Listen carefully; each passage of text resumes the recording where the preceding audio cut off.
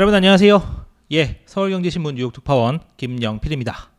오늘도 증시가 많이 올랐습니다. 어제 파월이 좀 세게 얘기했었는데 매파적으로 얘기했는데 증시는 그리고 증시 투자자들 특히 증시 투자자들 중심으로 뭔 소리 하는 거야 하고 무시했습니다.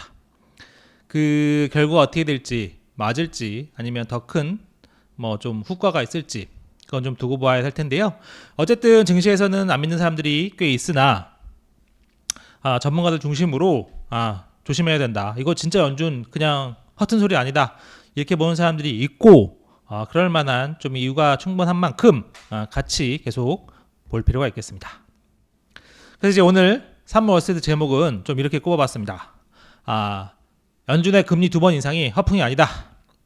허풍까지 얘기 안 했었지만 믿어야 된다, 진실이다, 트루스다 이렇게 얘기했었습니다. 로저 파거슨 얘기고요. 그 다음에 파월만 안 믿는다. 오늘 뭐 증시가 나타내주죠. 파월은 안 믿는다. 그런 적이 하나 있다는 거 같이 한번 보시면 되겠습니다. 오늘 이제 CNBC에서 FA 서밋이 있었습니다. FA는 은행이나 금융사에서 이제 자산 관리 해주는 분들 그런 분들 이제 관련해서 컨퍼런스죠. 저도 좀 참가해서 봤었는데 그 내용도 같이 좀 사이사이에 전해드릴 수 있도록 할게요. 자, 오늘 증시 같이 한번 보시죠. 연준이 매파적 스킵을 했음에도 금리 인상 이제 거의 끝났다. 경기 괜찮은 것 같아. 어제 연준의 경제 전망치 보면 나오죠. 그리고 이제 인공지능에 대한 좀 계속 기대감이 이어지면서 상승 마감했다. 같이 한번 보시면요. 자, 다우존스 1.2%, S&P 1.22%, 나스닥 1.15% 모두 1% 넘게 올랐습니다. S&P는 4,400도 뚫었어요. 다우는 올 들어 가장 높은 최고치를 찍기도 했습니다.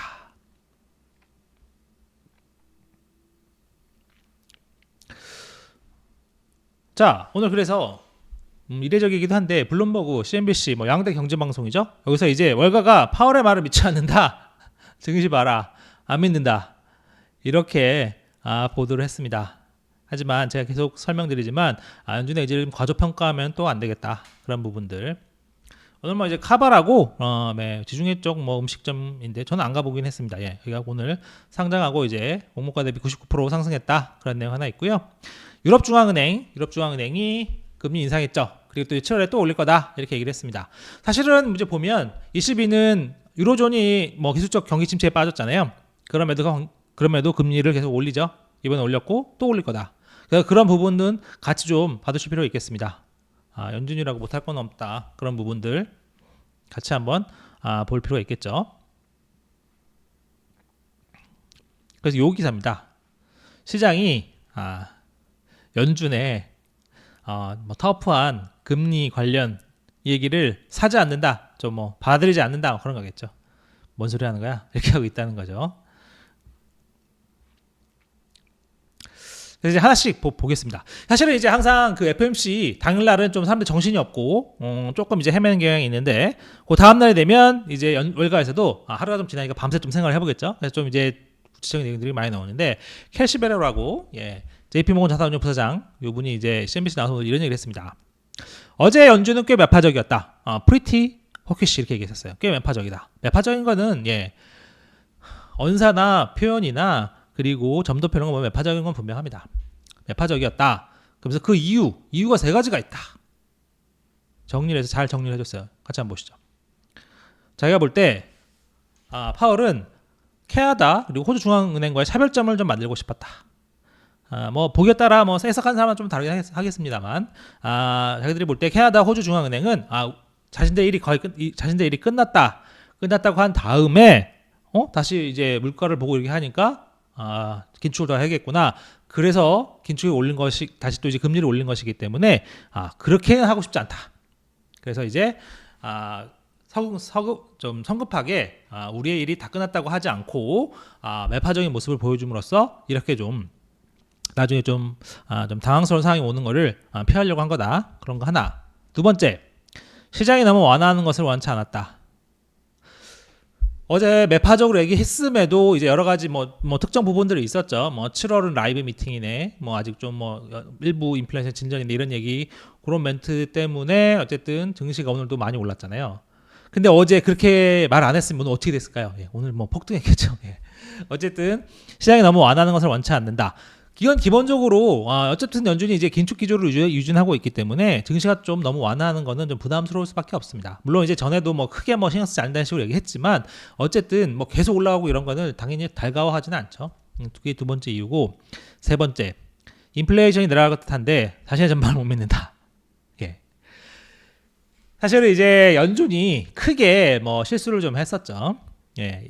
인플레이션이 일시적이다, 뭐 텐터티브하다고 얘기했다가 크게 된통 한번 당했고, 그 이후에 금리 인상 시점이 좀 느렸다, 속도가 느렸다, 그런 뭐 비판도 받았습니다. 크게 두 가지 비판을 받았었고, 그렇기 때문에 인플레이션 전망이 내부적으로 나오잖아요. 이번에 경제 전망에도 나왔죠. 어쨌든 연말까지 근원 PC가 3.9로 떨어진다고 나오긴 했는데 그럴 것 같긴 한데 이제 확실치 않다는 거죠. 그래서 이제 파월도 FOMC 기자회견에서 확고한 근거를 보고 싶다고 얘기한 게 다 이런 이유 때문이다. 그래서 이런 세 가지를 더하면 그래서 파월이 어제 매파적이었던 거다. 그렇게 해석을 했습니다. 이 정도 범위 아니면 크게 벗어나지는 않는 것 같아요. 자, 그런데 여러분, 캐시베로는 이건 제가 이제 어제도 방송 잠깐 설명해 드렸던 부분인데 그 내용을 한마디 덧붙입니다. 자, 요건 이제 그걸 같이 한번 보실게요.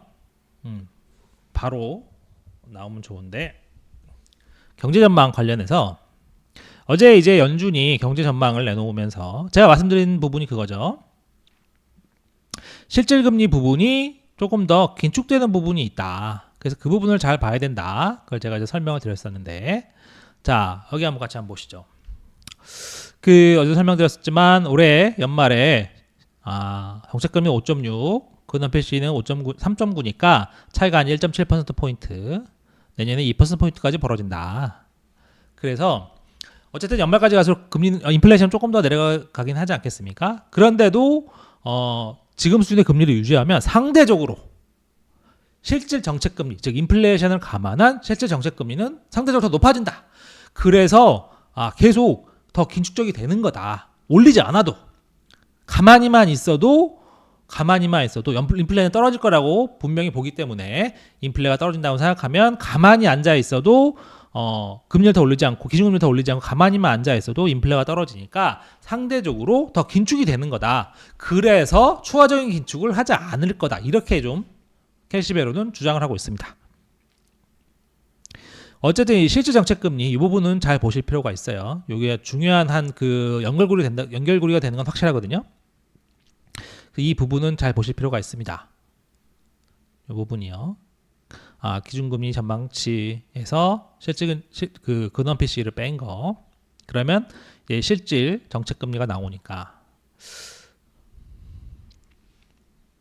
그래서 LPL 파이낸셜 여기서도 이렇게 얘기했습니다. 투자자들은 경기가 실질적으로 둔화하면 연준이 물가 안정 의지를 저버릴 것이라고 믿고 있다. 확실히 시장은 연준이 다시 금리 인상을 하지 않을 것이라고 생각한다. 이렇게 얘기했습니다. 이런 사람들이 좀 많으니까 오늘 아무래도 증시가 좀 많이 올랐겠죠. 물론 이제 CME 페드워치는 약간 다른 얘기인데 그건 이따 한번 보여드릴게요.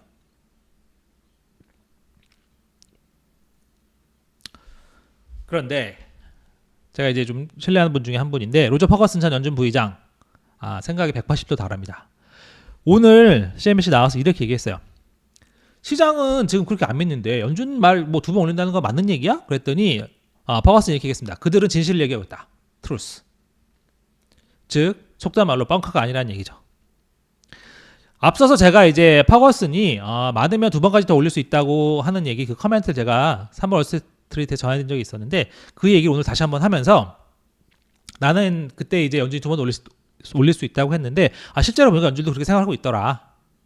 연준의 기본 케이스는 금리를 두 번 더 올리는 것이다. 이렇게 좀 잘라서 얘기했습니다. 그러면서 연준이 지금 생각하기에 연준 스스로는 명확하게 좀 클리어리하게 할 일이 더 있다고 보고 있을 거다. 그렇게 얘기를 한 거죠. 이 얘기인즉슨 연준의 두 번 인상 의지를 무시하지 마라. 니네 그러다가 큰 코 다친다. 이런 얘기를 한 거죠. 연준 부의장 출신이고 그리고 그 연준 페드워치를 오래 한 분이기 때문에 그래도 좀 신뢰도가 높다. 이렇게 좀 볼 수 있을 수 있어요. 추가로 제가 이쪽에 좀 제가 이제 이쪽 부분은 계속 강조를 드렸고 무게를 좀 더 왔었죠. 그리고 이제 오늘 월스트리트저널에서도 조금 해석을 잘 해야 되는 기사가 하나 올라왔습니다. 바로 이 기사예요. 닉 티밀하우스가 쓴 기사인데 파월의 어제 이제 뭐 발언은 7월 금리 인상을 암시한 것이다. 그렇게 애널리스트들이 얘기한다. 제목에 애널리스트들이 달려있죠. 근데 여러분 잠깐 보실게요. 이 기사가 오전에 나왔는데 오전에 보면 이게 월스트리트저널인데요. 온라인판 톱으로 쓰여 있습니다. 제가 작년에 한번 설명드린 적이 있는데 자 여러분들 이렇게 좀 보셔야 돼요. 그 언론사에서 기본적으로 전문가들 멘트를 많이 따섰습니다. 뭐 이런 생각 갖고 있는 사람 저런 생각 갖고 있는 사람 많이 쓰죠. 그런데 뭐 그러니까 당연히 뭐 분분하잖아요. 뭐 6월에 뭐 7월에 금리를 올릴 거다 안 올릴 거다 뭐 다들 생각들이 분분한데 7월에 금리를 올릴 거라고 하는 사람 있다는 거 다들 알고 있고 안 올린다고 하는 거 다들 알고 있어요. 그런데 기사에 올릴 거라고 하는 사람만 정확히 떼서 그것도 이제 비중 있게 기사를 처리한 거죠. 비중 있게 기사를 처리했다. 이건 이제 기자로서의 그 감이나 이런 걸 좀 놓고 보면 이 해당 기자가 기본적으로 연준에서 그 연준의 비슷한 얘기를 흐름을 좀 알고 있는 상황에서 그 근거로 그 현장에서 전문가들 중에 금리를 올릴 거다 그렇게 하는 사람들의 멘트를 근거로 갖다 썼을 가능성이 있다. 그렇게 볼 여지가 충분합니다. 왜냐하면 언론사에서 예를 들면 7월에 금리 올려요. 그거 예를 들면 뭐 특정 A사에서 뭐 애널리스트가 얘기했습니다. 그게 뭐 의미는 있죠. 의미는 있으나 이렇게 크게 쓸 내용은 전혀 아니에요. 올릴 수도 있고 안 올릴 수도 있고 그런 거잖아요. 파월이 얘기했다면 그럴 가능성은 없지만 당연히 일면 톱으로 가는 거지만 어쨌든 이렇게 좀 무게를 두어서 썼고 그 닉 티밀하우스 기자가 연준을 잘하는 사람이기 때문에 어느 정도 연준이 돌아가는 분위기를 기본적으로 자기가 알고 있는 상황에서 그쪽 분위기를 대변해 줄 수 있는 전문가들 멘트를 좀 갖다 쓰지 않았나 그런 해석이 가능합니다. 이런 거는 약간 감과 심증이거든요. 그래서 이런 부분은 이제 전체적인 흐름과 방향을 제가 예측할 때 도움이 되는 부분들이 있는 겁니다. 여러분들도 앞으로 이런 부분을 좀 잘 예민하게 보시면 어떻게 될 건가를 조금 판단하는 데 더 도움이 됩니다. 물론 이게 100% 맞진 않지만 어쨌든 그런 분위기를 판단하는 데 상당한 도움이 돼요. 단순히 뭐 전문가 멘트를 왜 이렇게 크게 썼을까 의미 있게 썼을까 그렇지는 않다는 거죠. 뒤에 뭔가 분위기가 좀 그런 분위기가 있다는 얘기입니다. 그러면서 조금 더 합리적인 설명을 해줬어요. 이유가 두 가지입니다. 자, 6월 FOMC 직전까지 매파들이 굉장히 금리 인상 얘기 많이 했었죠. 뭐 이 정도 가지고는 안 되겠다. 더 많이 해야 된다 얘기했는데 뚜껑을 까보니까 6월 FOMC가 만장일치였다. 만장일치였다. 그 얘기는 그런 거죠. 불만들이 많은 사람들이 있어요. 근데 이제 억지로 자꾸 밀어붙이면 최소한 한 명은 반대표를 공식적으로 던지지 않았겠느냐 그런 거죠. 예전에 그 에서 조지 캔자스시티 연방준비은행 총재가 반대표를 공식적으로 던진 적이 있었죠. 어쨌든 이처럼 이번에 이걸 FOMC 앞두고 좀 그래도 뭐 상당히 첨예했는데 만장일치다. 만장일치라는 얘기는 뭐 뒷거래라고 표현은 그렇지만 어느 정도 언지를 해줬을 수 있다는 거죠. 야 7월에는 확실히 올릴 거야. 이런 식으로. 그래서 만장일치가 나온 거 아니냐. 그런 추측 하나. 다른 추측은 7월 FOMC 전까지 7월 FOMC가 7월 이제 말이에요. 25, 26일인데 그 전까지 볼 수 있는 자료가 뭐 PC는 뭐 어쨌든 5월 분만 가능하고 새로운 자료는 6월 고용, 6월 CPI 정도다. 이제 그 최근에 많이 나오는 것 중에 하나가 6월 CPI와 6월 PC가 3% 초반으로 확 내려간다. 그래서 7월을 동결 한다는 전망들이 많은데 어쨌든 근데 연준이 그동안 항상 얘기했던 게 한 달만으로는 트렌드를 만들지 않는다는 얘기였잖아요.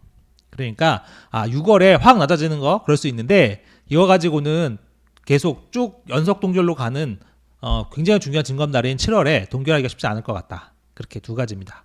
그래서 월스트리트저널이 요거를 좀 근거로 삼아서 어쨌든 그래서 7월에 올릴 수 있을 것 같다고 기사를 썼어요. 물론 소스원은 애널리스트라고 달았지만 반복해서 말씀드리다만 어느 정도 연준의 분위기를 읽지 않았을까 그런 생각을 해본다는 거. 그래서 이 정도까지 오면 한 번 정도는 최소 1회 이상 최소 한 번 하지 않을까 그런 생각이 좀 개인적으로 듭니다.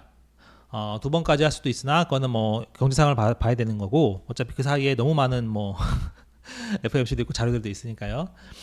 그래서 이제 골드만삭스도 이번 어제 FOMC 이후에도 계속 한 번 추가 인상 그 전망을 유지하고 있고 도이치뱅크 같은 경우에도 도이치뱅크는 좀 이렇게 보수적인 데인데 그런 여기도 7월에 0.2 한번 올린 다음에 2024년까지 유지할 거다 이렇게 좀 보고 있다는 거. 어쨌든 이제 그거가 누구 말이 맞는지 말 그대로 파월이 뻥카를 치고 있는지 아니면 진칸지 이거를 보려면 결국 데이터를 볼 수밖에 없습니다.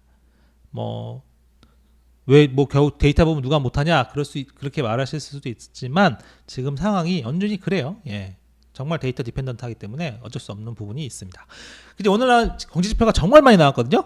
하여튼 그래서 오늘 CNBC에서는 데이터 퍼티그, 지금 데이터가 너무 많아서 피로도가 높다 이런 얘기까지 하더라고요. 피로도가 너무 높다.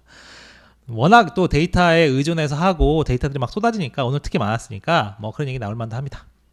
어쨌든 소매 판매 보시면 소매 판매 같이 한번 보시죠.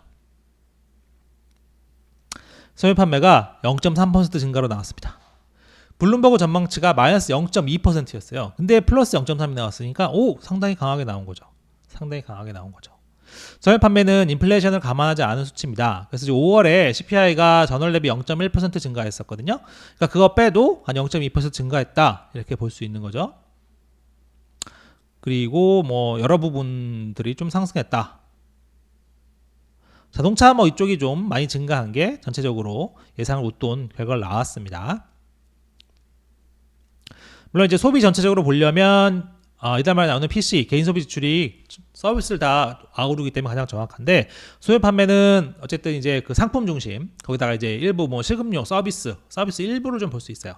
어쨌든 이제 미국이 소비의 천국이고 경제 3분의 1이 소비니까 소매 판매도 중요하죠. 소비를 보는데. 그래서 어쨌든 오늘 소매 판매 자료를 놓고만 보면 어쨌든 좀 둔화하는 모습이 좀 나타날 수도 있으나 어쨌든 견고하구나. 오늘 이제 애틀랜타 연방준비은행이 그 GDP 나우 캐스팅에서 전망치를 좀 낮췄어요. 그럼에도 어쨌든 1분기 이어서 계속 성장한다. 요거는 조금 이제 그 엠파이어 스테이트 제조업 지수와 이제 필라델피아 연은 지수가 좀 변동성이 좀 큽니다. 그래서 요새는 좀 이게 너무 왔다 갔다 해서 조금 신뢰도가 떨어지기도 한데 어쨌든 놓고 보면 6월에 엠파이어 스테이트 제조업 지수 이게 다시 0 이상을 넘어갔습니다. 전월에 마이너스 31.8로 급감했었거든요. 근데 이번에는 갑자기 또 폭등했습니다. 0 이상이니까 확장인 거죠. 어쨌든 그래서 좀 신뢰도가 좀 그런 거 아니냐 이렇게 얘기도 좀 있긴 한데 어쨌든 상대적으로는 좀 제조업도 좀 견고한 거 아닌가라는 생각을 조금 들게 한다는 거죠. 그런데 여러분, 그래서 이제 계속 설명드리지만 견고한 경제는 침체 확률을 낮추기도 하지만 금리 인상의 근거가 되기도 합니다. 요 두 개를 항상 같이 보셔야 돼요. 경제가 견고해서 침체 없으니까 좋겠네 라고만 생각하실 건 아니고 물론 좋은 일입니다만 금리를 더 올릴 수도 있겠구나. 그걸 항상 같이 보셔야 됩니다. 동전의 양면이니까. 그래서 이제 제가 오늘 좀 시청을 했던 FA 서밋 2023 이게 보니까 네이선 시치라고 시티 수석 이코노미스트인데 지금 상황 보면 경제가 어떻게 침체에 빠질지 지금으로선 상상이 안 된다 그런 얘기 했어요. 근데 이제 계속 자만하면 안 된다. 연준도 좀 불안해하는 거잖아요. 인플레이션이 떨어질 것 같은데 확신이 없고 오죽하면 그러겠습니까? 그리고 이제 여러 가지 요인들이 있습니다. 이제 파월도 계속 얘기하지만 신용긴축, 은행들 신용긴축이 얼마나 이루어질지 잘 알기 좀 어렵고 이게 좀 모델링하기도 어렵다고 해요. 예. 다른 지표들보다 사실은 이제 전망하기가 좀 쉽지 않다는 얘기죠. 그리고 이제 통화긴축의 시차 보는 사람에 따라서 이제 제이스 퍼먼 같은 경우에는 크게 이제 더 이상 길게 나오는 것 같지는 않다. 남아있는 누적 긴축 효과라는 게 그렇게 많지 않을 것 같긴 하다라고 얘기하긴 하는데 어쨌든 이게 딱히 정확하게 책정할 수 있는 건 아니니까요. 갑자기 또 둔화할 수도 있고 그러니까 그런 부분들을 고려하면 침체 무시할 건 아니다. 왜냐 이제 요거 하나 더 보시면요. 어제 이제 그 점도표 공개된 이후에 2년과 10년 만기 국채금 역전폭이 다시 또 좀 높아졌습니다. 0.91%포인트대. 오늘도 0.9%포인트 안팎을 좀 보여줬거든요. 최근에 0.74, 0.81 정도 됐었어요. 그러니까 이게 조금 물론 이제 2년과 10년 만기 국채금리 역전된 지가 언제냐 그래서 침체 언제 오냐 이렇게 얘기할 수도 있겠습니다만 어쨌든 계속 이게 역전폭 확장 커지는 게 뭐 좋은 건 아니니까요. 그런 부분. 그리고 이제 뉴욕 연방준비은행의 10년과 3개월물 국채금리 차이로 계산한 침체 가능성이 71%다. 요건데 이제 국채금리 차이로 계산하는 건데요. 여기 보면 높아지면 이게 좀 회색 부분 있잖아요. 뭐 암영 부분 침체 때를 뭐 의미하는 건데 좀 많이 높아져 있죠. 많이 높아져 있습니다. 그러면 이제 침체로 가는 게 아닐까 그런 생각이 들게 되는 거죠.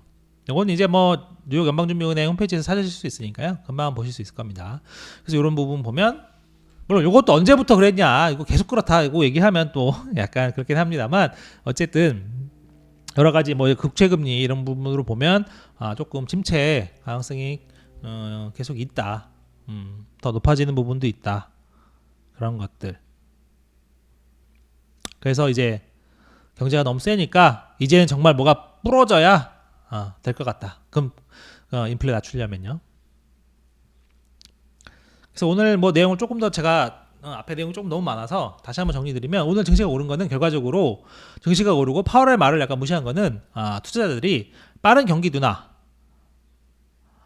그리고 인플레이션 하락 전망에 연준이 추가로 금리를 올리지 않을 것 같아 이런 게 하나 있었고 어제 오늘 자료가 좀 좋게 나온 부분들이 있으면서 침체가 없을 것 같다 그런 것 때문에 연준의 말을 무시하고 증시가 좀 올랐다. 근데 이제 CME 페드워치 보시면요. 이건 금리 선물 시장에서 보는 거니까 여전히 7월에 0.25 인상 가능성이 높습니다.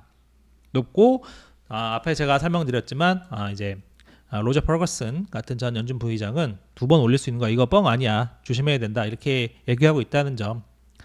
그리고 월스트리트저널 내용들 이렇게 보다 보면 최소 한 번 정도는 더 올리지 않겠느냐. 그게 이제 제 판단이고 전반적인 이제 결과를 보는 시각이라고 말씀드리고 싶습니다. 어쨌든 경제지표 쪽에서도 경기 둔화 보여주는 것들도 좀 있었어요. 신규 실업수당 청구 건수 조금 뭐 상승했다. 예상을 뛰어넘었다. 근데 이제 어쨌든 계속 청구 건수가 뭐 그렇게 많이 늘지 않고 증가하긴 합니다만 어쨌든 아직도 180만 건 미치다. 이게 어쨌든 계속 청구 건수가 늘어야 신규로 실업급여 받는 사람이 자꾸 쌓이면 계속 청구 건수가 늘어날 거 아니에요. 근데 이제 계속 청구 건수가 그렇게 생각보다 많이 안 늘어나는 거 보면 바로 실업했다가 또 바로 잡고 이제 직업을 구한다는 얘기가 될 수 있으니까 여전히 좀 더 봐야 되겠다. 광공업 생산은 좀 많이 안 좋았어요. 마이너스 0.2%. 그 제조업 생산도 생각보다는 뭐 좋은 건 아니다 이런 얘기들. 반대로 또 이걸 생각해 보면 그 엠파이어 스테이트 지수랑은 또 완전 또 반대잖아요. 그러니까 이제 좀 하여튼 이게 엇갈린 지표가 너무 많습니다. 변곡점인 건 확실히 맞는 것 같아요. 톰리 아저씨 오늘 이제 FA 서미트에서 나왔었는데요. 이제 일단 증시는 요 며칠 이렇게 보면서 어떻게 오늘은 또 이제 특히 황선호자 좀 우위에 많이 섰죠. 펀드스트랩 톰리는 오늘 그런 얘기를 하더라고요.